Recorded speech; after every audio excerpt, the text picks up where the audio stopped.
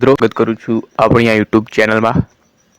તો જે common entrance test એટલે કે સીઈટી એમાં જે ચોઇસ ફિલિંગ છે તે શરૂ થઈ ગયું છે.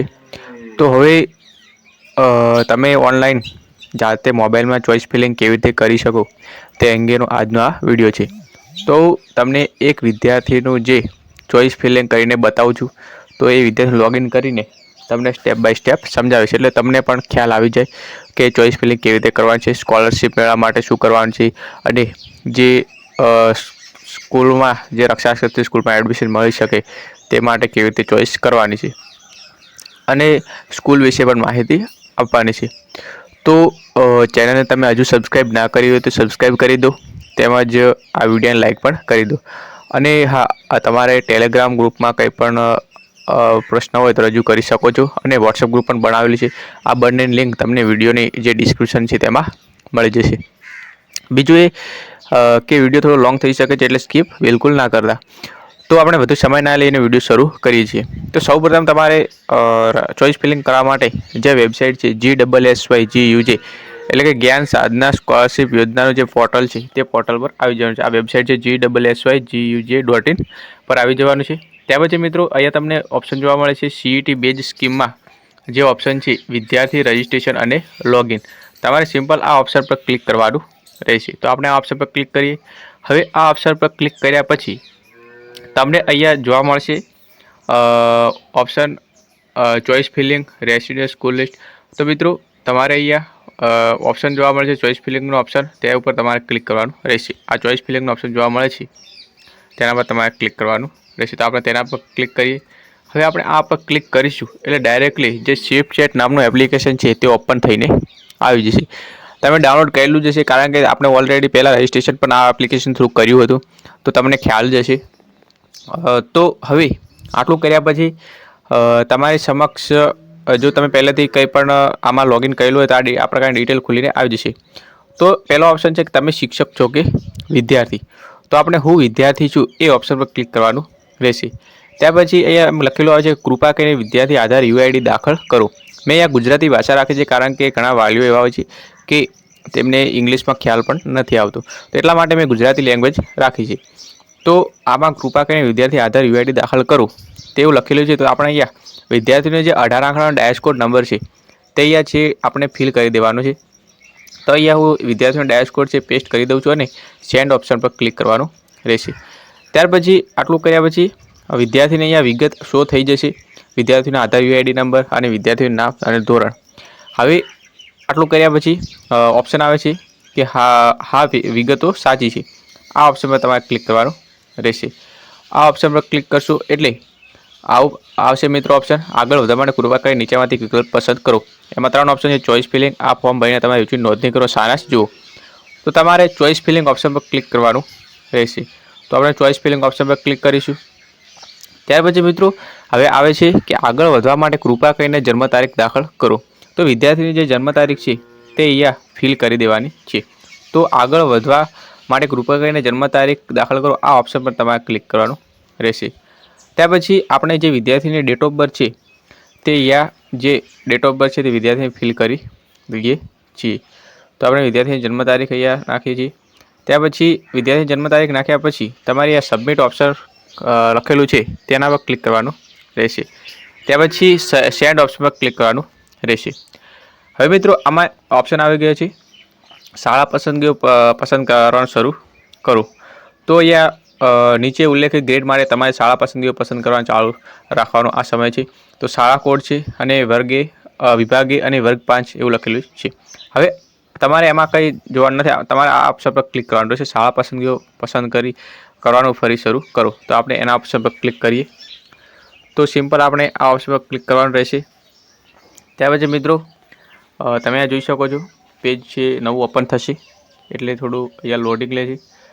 હવે તમે આ જોઈ શકો છો વિદ્યાર્થીનું નામ, વિદ્યાર્થીની જે યુઆઈડી નંબર છે તે, જાતિ આવી ગઈ છે, તેની કાસ્ટ કઈ છે તે, શાળા શ્રેણી આવી ગઈ છે. હવે વિદ્યાર્થી મિત્રો તમને ખ્યાલ હોય કે સ્કોલરશિપ મેળવવા માટે અને રક્ષાશક્તિ સ્કૂલમાં એડમિશન માટે એક નિયમ છે કે ધોરણ 1 થી 5 જે વિદ્યાર્થીએ સરકારી શાળામાં અભ્યાસ કર્યો હોય તો તેને ફક્ત પેલી સ્કોલરશિપ મળવાપાત્ર થાય છે અને સ્કૂલોમાં એડમિશન મળે છે. પરંતુ જે પ્રાઇવેટ શાળાના વિદ્યાર્થીઓ છે, ધારો કે 1 થી 5 પ્રાઇવેટ શાળામાં અભ્યાસ કર્યો હોય, તો તેમને સ્કોલરશિપ મળવાપાત્ર થતી નથી. તેમને ફક્ત પાત્ર યોજનામાં તેમને રક્ષાશક્તિ સ્કૂલમાં એડમિશન મળી શકે છે. એટલા માટે એ પાત્ર યોજનાઓમાં સામે રક્ષાશક્તિ સ્કૂલનો ઓપ્શન આવ્યો છે, જે જ્ઞાન સેતુ સ્કોલરશિપનો ઓપ્શન આવ્યો નથી. કારણ કે આ વિદ્યાર્થી છે 1 થી 5 પ્રાઇવેટ શાળામાં અભ્યાસ કર્યો છે એટલા માટે. હવે એમાં શાળા પસંદગીમાં જે વિદ્યાર્થીને અહીંયા તમે જોઈ શકો છો રક્ષાશક્તિ સ્કૂલના નામ આવી ગયા છે. તો અહીંયા શાળા નામ ત્યાર પછી મિત્રો અહીંયા 4 શાળાઓ છે: રક્ષાશક્તિ, પાટણ, અમરેલી, કચ્છ, ગાંધીનગર. હવે વિદ્યાર્થીને જે પણ શાળા પસંદ કરી હોય તે અહીંયા સિલેક્ટ કરી શકે છે. આ ક્રમ નંબર 1, 2 એમ કરીને તમે જે તમારું પહેલી ચોઈસ રાખ્યું હોય તે તમે રાખી શકો છો. તો આપણે વિદ્યાર્થીને કોઈ પણ આપણે એક ચોઈસ રાખીએ અને ત્યાર પછી વિદ્યાર્થીને છે આગળ પ્રોસેસ કરીએ. તો આપણે ધારો કે પહેલા નંબરની છે પહેલી રાખીએ. ધારો કે આપણે એ પહેલી ના રાખવી હોય તો આપણે તમારી નજીક પડતી ધારો કે અમરેલી છે તો આપણે આ પહેલી રાખીએ અને ત્યાર પછી આ બીજા નંબર રાખીએ. તમે એ રીતે તમે તમારી જે ક્રમાનુસાર તમારી જે પહેલી પસંદગી શાળા છે તે તમે 1 નંબરમાં રાખશો.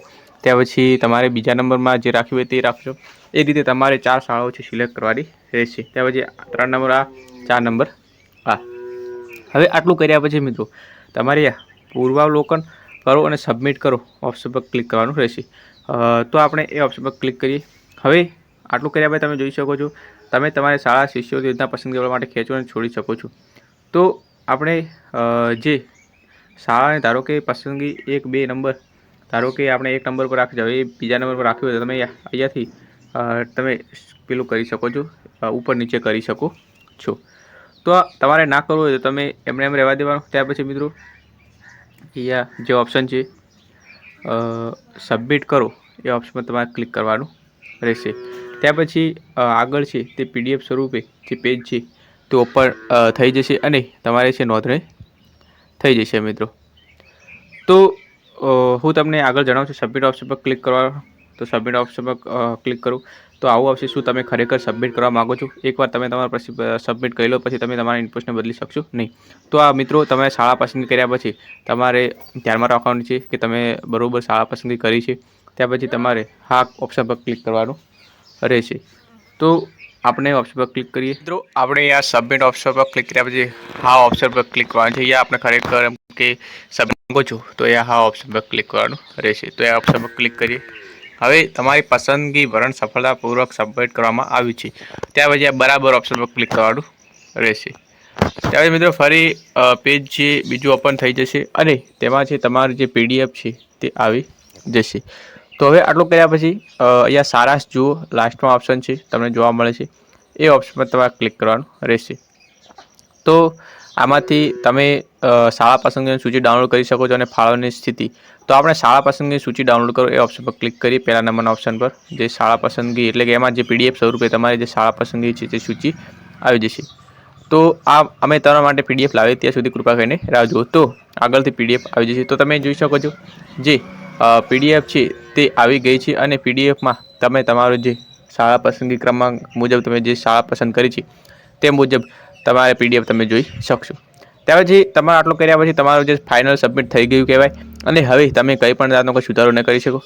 તો મિત્રો આ હતો આજનો વિડીયો શાળા પસંદગી અંગેનો. આશા રાખું છું તમને એ માહિતી મળી ગઈ છે ચોઇસ ફિલિંગ અંગે.